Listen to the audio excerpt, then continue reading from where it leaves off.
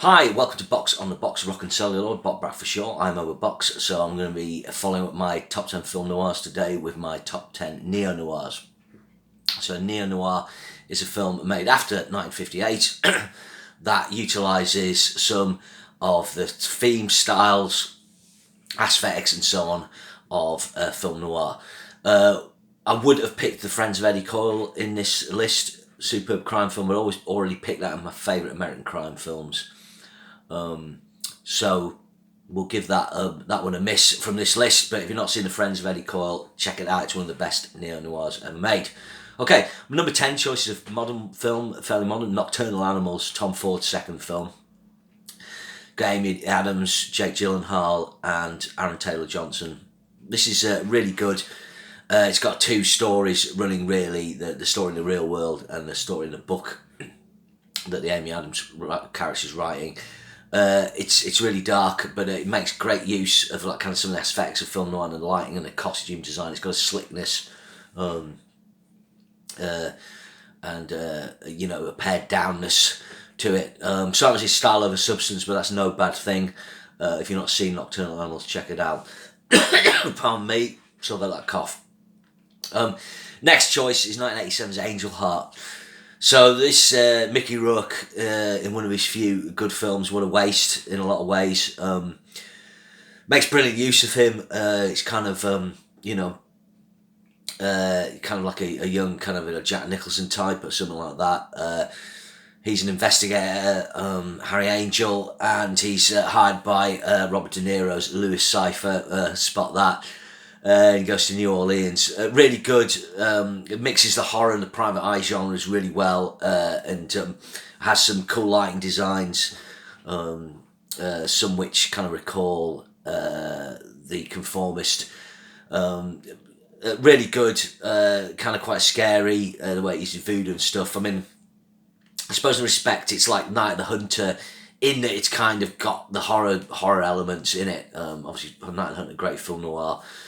More like a dark fairy tale, but although Angel Heart's, the plot's completely different, mixing horror with film noir elements creates a great neo-noir in this. Really cool music score as well.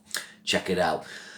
Next film is Jean-Pierre Melville's 1967 cult classic, Le Samurai. So this stars Alain Delon as a hitman jet, and he gets possibly spotted doing a hit. What's interesting about Melville's films are they're pared down, they're kind of stripped to kind of more basic elements. In that respect, he shares something with Robert Bresson, another great French minimalist. Big influence on Tarantino and John Woo. This film actually uses photocopied banknotes to kind of strip the colour out, so it's kind of like browns and greys. In that respect, it's quite modern. If you remember in the 90s, was a penchant for stripping like colour out of films, starting with Seven, and you can sort of see that in Le Samurai. There's another film by Melville called Le Cop, again, which uses really cold blues. It's almost like a Michael Mann look. I think it's Dirty Money's its other title, don't quote me, but check that as well. I don't think this is his best film. He did a film called Le Cercle Rouge, and a brilliant French resistance film called Army of Shadows. Really, really cool films, but this is true neo-noir. It's very stylish, it's very influential. Delon's great. Really worth checking out. The next choice is, this film's interesting because it doesn't really have much of a film noir look, but it's thematically very film noirish, and it's Arthur Penn's 1975 flop that's become something of a cult kind of hidden masterpiece, Night Moves. This stars Gene Hackman. He's hired to investigate, I don't know if it's a disappearance or a murder. It's kind of almost irrelevant. He's got two investigations going on this because he's looking for his dad as well, who he finds, but he kind of watches him from afar. He actually has Melanie Griffith's first film role in this. It was actually shot in 1973, but she's got a nude swimming scene in it at a pool, and so it wasn't released till 1975, so they didn't get in trouble. Yeah. What's interesting about this film, I'll give a spoiler alert, so don't listen to the next, I'll tell you when. But the end of the film, Hackman kind of solves the case, but it's kind of pointless. And his boat ends up going around in circles and he can't control it. And it's it's just a really very 70s ending. Like, he solves the case, but it's kind of like, well, I've solved the case, but I haven't accomplished anything. And my boat's going around in circles, and now I control it, and I'm kind of stuck. You know. Yeah, it's good. Hackman's great in it. It's like that peak Hackman period. But it wasn't a hit, but it's really worth checking out. It's just a really cool 70s film. Okay. My next choice is, I think this is 2014, Nightcrawler. Jake Gyllenhaal. I initially didn't think of this as a neo-noir, and I was looking down the list and I thought, well, of course it is. It's got great nighttime scenes in this, brilliant. And Jake Gyllenhaal's character inhabits the kind of dark side. He's like really kind of psychotic. In some ways, you can imagine someone like Richard Widmark's character in Kiss of Death, you know, that horrible laugh. You know, imagine like Jake Gyllenhaal, not he's got a horrible laugh, but that kind of slightly twisted guy, passing off as normal, insinuating himself into regular life. Never better Rennie Russo in it. Riz Ahmed's great. Bill Paxton's really good.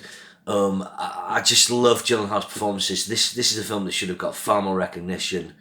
It's one of the best films of the 2010s, without a doubt. Dan Gilroy's direction and writing superb, and he's got something to say as well.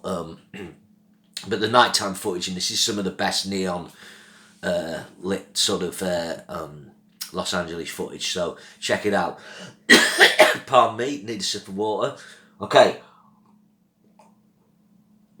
My next one I'm going for is 1967 as well, and it's John Borman's Point Blank.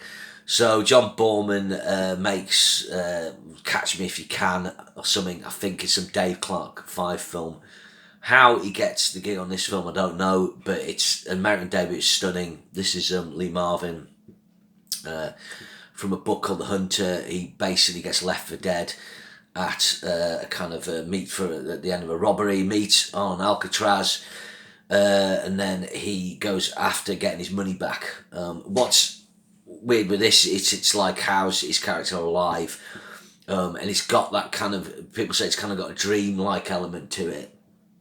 There's something unreal about it, and again, you know, there's that element from film noir. We've got that kind of dream-like imagery and uncertainty. John Vernon's really good. Angie Dickinson. There's great shots in this, the way he's walking down the corridor, and the framing's good. It makes brilliant use of a widescreen frame. There's really good slow-mo. You know, John Borman really hit the ground running, really stylish with this. Funny filmmaker. I mean, Deliverance is obviously a classic. This is. Hell in the Pacific's quite interesting. And then Zardos is fucking mad. His Exorcist sequel's terrible. Excalibur, yeah. He's in. I know he kind of runs out of puff, John Borman, but you know, if you watch this, you'd swear he was like the next, you know, thing. But really good. This remade as payback, Mel Gibson, which interestingly uses highly desaturated colours, but it's just a kind of hard-edged sort of studio film. That's got Dutch tilts in it as well, which are sort of a style of you know, thing in film noir. If you've not seen Point Blank, it's 90 minutes, it zips by. It's one of those films I always go back to. It's just every so often you have to watch it. Okay, I mean, these are in the kind of random order. Really, you know, Point Blank maybe should be a bit higher than 4, but my next choice is just such a good neo-noir. It's basically like a remake of Double Indemnity, which of course you'll know if you watched my film noir was high up. It's Body Heat. Kathleen Turner, amazing debut, and William Hurt in, I think, his second or third film. Really good. He plays Ned Racine, the lawyer. You know, gets her with Kathleen Turner. She wants her husband dead. You know, we know the plot. It's just so well done. This, the photography, cinematography is great. It makes great use of the sweat and the heat in I think it's in Miami or so in Florida. The sex scenes are great. The great chemistry between Hurt and Turner. William Hurt sadly passed away. And Kathleen Turner, you know, by the end of the 80s, early 90s, she was done, and you forget what big stars these two were. And Kathleen Turner always looked kind of a bit older than actual age. I think she's about 27 in this, but she kind of looked more like 37, 35. She was very womanly, and a real throwback to the film noir era, the 40s, you know, was Veronica Lake. Carol Lombard from the 30s as well. You know, she had that old school look and feel about her. She was perfect for that kind of nostalgic 80s quality, I suppose. This is really good. It's got a great John Barry score. I mean, he doesn't necessarily use any themes he hasn't done before. You know, it's kind of John Barry in his kind of, yeah, I'll take $1 million for a score thing, but it works really well. So this is a great film, very well directed by Lawrence Kasdan, who had quite a good run in the 80s. Yeah, so my next choice is kind of toss up here, but I'm going to cover Mulholland Drive. So this is David Lynch's 2001 masterwork. I think it's 2001. It's great because this is, again, he's kind of doing the thing where he's doing a neo-noir. He's kind of doing that distillation. He's almost taking elements of film noir into neo-noir and distilling again, because it makes really good use of like the blonde brunette thing for starters. You've got the Naomi Watts character who goes to Hollywood hoping to be a star. She's kind of blonde, petite, pretty. She meets the girl with dark hair who's involved in something bad. She's not like a femme fatale, but there's a kind of dark element to it. Loads of weird things happen in this film. Obviously, Lynch is a surrealist filmmaker. But what's interesting is it uses, obviously, again, the dreamlike imagery and the idea of the Hollywood as the dream factory. To me, Naomi Watts' character is a dream of being, you know, a star. What we see in the narrative is her gradually, you know, that gradually falling away. In actual fact, the reality is very different to her sort of, you know, dream imagery. She's a drug addict and she hasn't got blonde hair. It's all dark, but it uses that really well. So it kind of plays with these narrative elements of film noir, the blonde, the brunette, the dreamlike imagery, Hollywood dream factory, all those kind of things.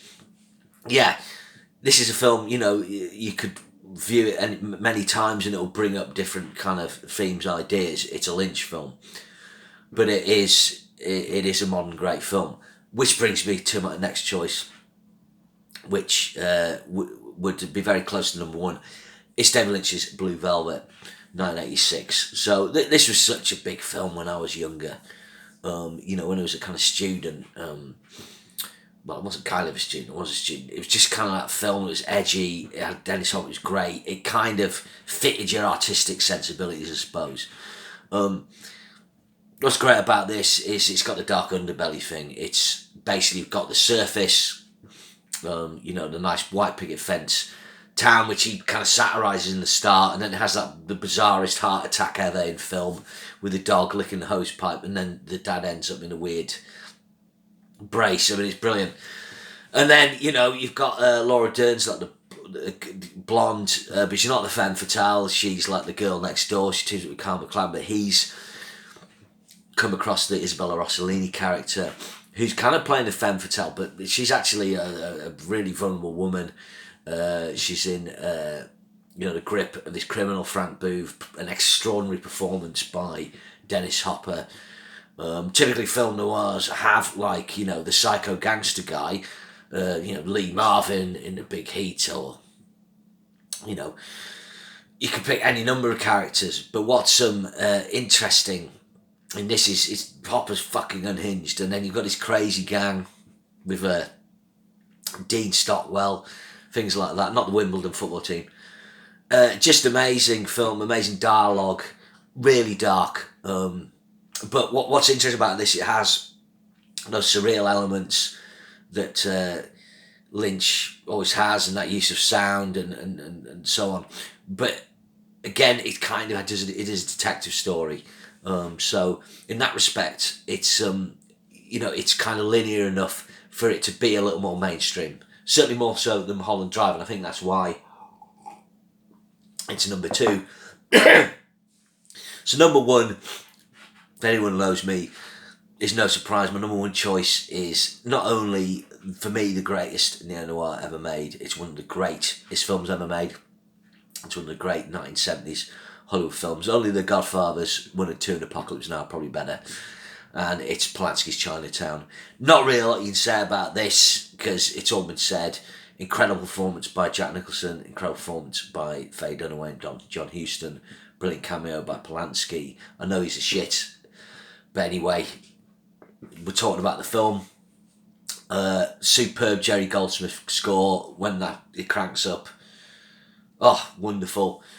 But it's two levels. You know, you've got the corruption storyline, the investigative corruption storyline, which, you know, fits in with film noir, with private investigator, the private eye film. You know, you've got corruption in high places, private investigating, and then you've got the horrific incest storyline, which is just revealed at the end. And then, you know, the John Huston character who says he can get away with just about anything. Perfect for the 1970s. Where this doesn't have much dark lighting or anything like that. Maybe the end of the film, but it's just the 1940s, the way it evokes the era. It evokes a classic Bogart sort of investigative, private eye genre film, but does it with the lushness of what's available at the time in Hollywood. It's a fantastic movie. It's one of my favourite films of all time. It's my top neo-noir choice. So forgive the coughing. I'll see you again soon, and thanks for checking this out. Thanks.